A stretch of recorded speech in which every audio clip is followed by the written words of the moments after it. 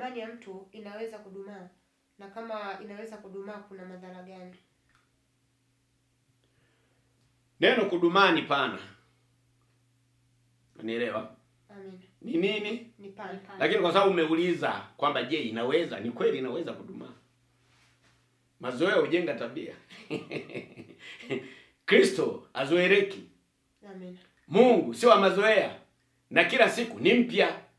Kuna neno moja Yesu amekuambia wanafunzi wake, aliwapa mbinu na imani kwamba imani yenu isije katindika. Kwa kudumaa kuna neno kunaitwa kutindika.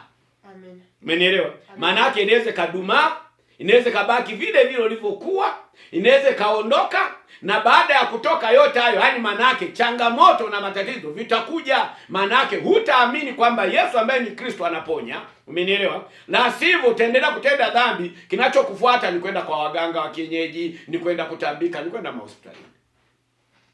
Ni kweli inatindika. Ni kweli imani inadumaa. Hata sasa sisi watumishi, usipokuwa makini ukaishi kwa mazoea, utabaki pale pale. Unajua, ndio niwaambie kitu kimoja.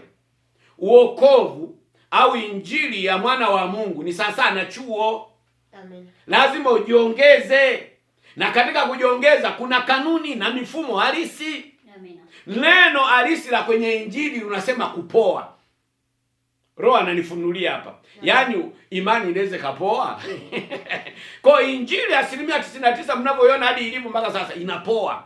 Na usipokuwa makini, imani ikishapoa tu, injili yako uliyoipata ikishapoa tu, kinachofuata unaanza kuishi kwa nini? Kwa mazoea. Ukianza kuishi kwa mazoea, hakika ni mfano tu wa maisha ya kibinadamu ya ndoa. Wakati Dorcas unaingia kwa mmeo, umeolewa mara ya kwanza, ni miezi ya kwanza, acha wana. Lakini ukishamzoea tu mmeo, unaanza kuona wa kawaida.